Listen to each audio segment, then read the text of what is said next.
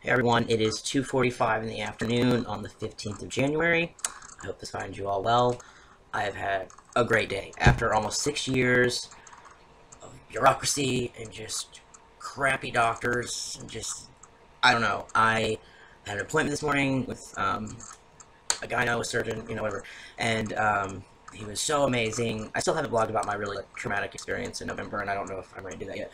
But I'm always afraid to go to the doctor here, but he was amazing and wonderful. He's never even seen a trans man before, but he was so cool.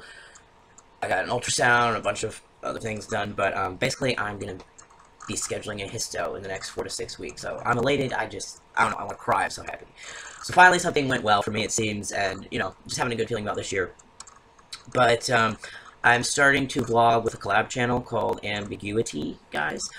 It's definitely, kind of more for beginning transitioners, people at the beginning of their transition and whatnot, and a lot of the topics are very far away from where I am right now in transition, so it's good to kind of revisit that, and I think it's good to have my perspective, being almost a decade into this. So I'm going to share that video here after this little intro, just so you kind of know what it is. I'm sure most of my audience is more, looking for the kind of later in transition videos, but I realize there are people at all stages of their transition that still watch me, or have found my videos, so I thought perhaps this could be helpful for someone out there. So this is the video I did for AmbiguiT Guys, I can't say it, today, and I'll be vlogging over there on Fridays with Lex, and yeah, check it out. Here's the video, and those are my dogs.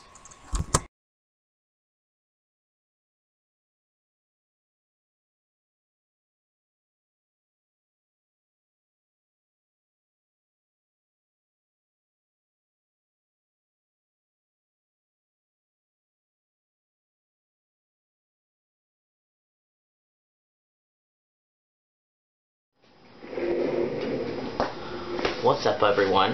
I'm Charles, your new Friday guy. It's Charlie or Charles, not Chaz or Chuck. I'll be joining Lex here on Fridays. I'm stoked. These topics are going to be kind of different for me, but it'll be cool to kind of look back. I vlog over at Charles Asher. You've probably seen some of my videos.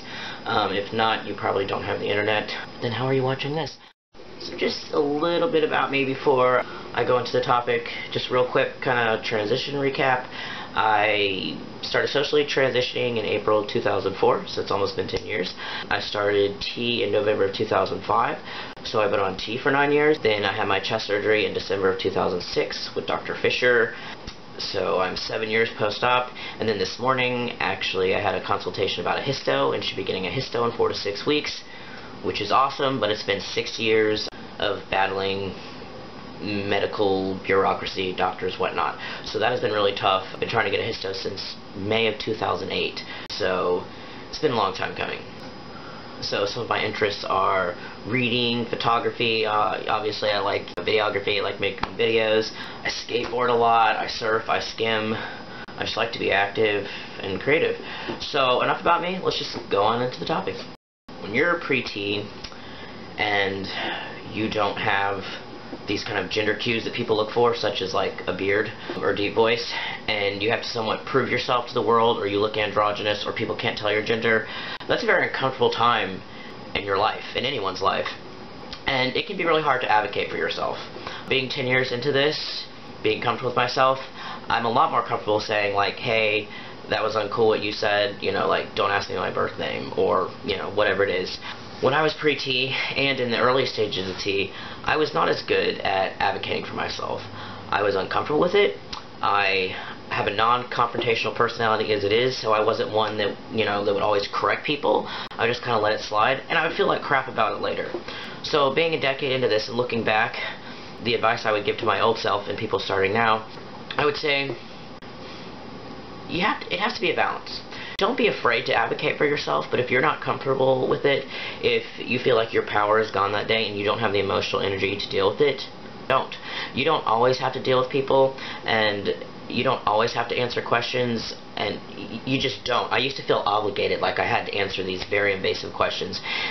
Not just obligated, but that I wanted to educate them. But I've come to realize sometimes that's not my position. I also don't think you should blow people off and say, oh, go look it up, like some people do, because people are going to ask questions out of ignorance and say things not knowing the right terms and whatnot. So I think it needs to be a balance of self-care and standing up for yourself, but also trying to give people the benefit of the doubt, unless, of course, they are being intentionally snarky. And I believe it was Theo said in another video, they said, you know, if someone's snarky to you, you can be snarky back. I am not very confrontational. I like to avoid conflict. And I also don't like to make people feel bad. I always am probably extra sensitive about hurting people's feelings. So I used to not want to say something snarky back, or I wouldn't say something mean if people kind of were questioning me. And I remember a very specific instance in college when I was pre-T. It was the summer of 2005. I was, in that very androgynous state, and I was checking my mail, the mailboxes in the dorm, and this group of sorority girls walked by. I'll never forget it. I'm just kind of going through my mail, and you notice when eyes are on you, and they had stopped, and I noticed they were looking at me, and they were like, "Is that a boy or a girl?" And it made me feel like such complete shit. Looking back on it, I don't think there's anything I could have said to them. They didn't come up to me. It was from a distance. It just made me feel like crap. It sucks when people are that mean. But my advice to you, something you can say, is when people are like, "Are you a boy or a girl?" Just say, "Yes." You're either one. You don't always have to explain yourself. If you're comfortable with advocating yourself, you can say, "I'm a dude. However you identify, and this is how I identify. Please respect my pronouns and whatnot. I know my gender better than you do." So when you get that question, you can just say a simple yes, or you can explain, or you don't even have to say anything back at all, or you can ask them, "Are you a boy or a girl? Because I was unsure." Just kind of turn around what a weird question. And then dealing with looks. That's really hard when you feel like everyone's staring at you, when they can't figure you out, because people do get weirded out when they don't know, how to gender someone. And I've always been a little bit different and used to being looked at in a weird way, but it definitely feels crappy after a while to go out and to have that constantly be a thing. The only thing that has ever worked for me to get people not to look at me is to look right back at them and just stare at them, meet their eyes for a minute. Being back in the South, I get a lot of looks from kind of good old boy types, because I look queer. I present as very queer, and so I look like a lumbersexual that just got off the plane from Portland or San Francisco, which basically is what happened. So they're kind of like, "You're not from around here, huh?" And I get this kind of queer harassment look. It's like they can just tell. So I still get these looks, not because I'm pre-T, but because I look queer. So this kind of advice can apply to anyone kind of on the outside of the box. Really, people will look away if you meet them in the eye. They are not used to that. Sometimes people don't realize they're staring. I realize, they're like, "Oh shit, I was being rude." They're just staring, and I look right back at them. Well, I'm not afraid to meet their eye, and don't be afraid to meet their eye. If they can't figure out your gender, I know that makes you uncomfortable, and it just brings up a lot of other issues, but just look right back at them. And when kids don't know what you are, it doesn't matter. Be like, "I'm a boy. What are you?" And, walk away. It's annoying, and, usually, actually, kids can actually be the coolest about gender. They're like, "Oh, okay." Sometimes they just want to know, they're unsure because they're looking for gender cues that have been socio-culturally ingrained in them. So they might just be asking in an innocent way, "Are you a boy or a girl?" because they want to know. Sometimes I wish people could be that forward, where they're like, "What pronoun do you prefer?" It's pretty standard in San Francisco and Portland and pretty much the West Coast, because I've had experience living on the West Coast and the East Coast. You go to a trans group, and not everyone identifies as FTM, and y'all state your pronoun preference. Because you don't know. You can meet someone that looks like me, but identifies as female. You just can never assume, and don't let it get to you what strangers think of you. I try to think of it as you're only going to have a 30-second relationship. You're going to walk right by. And I'm not trying to dismiss things and say things will not be hurtful that they say, or when they stare at you, but you just got to realize, it's not you. It's them. It's society.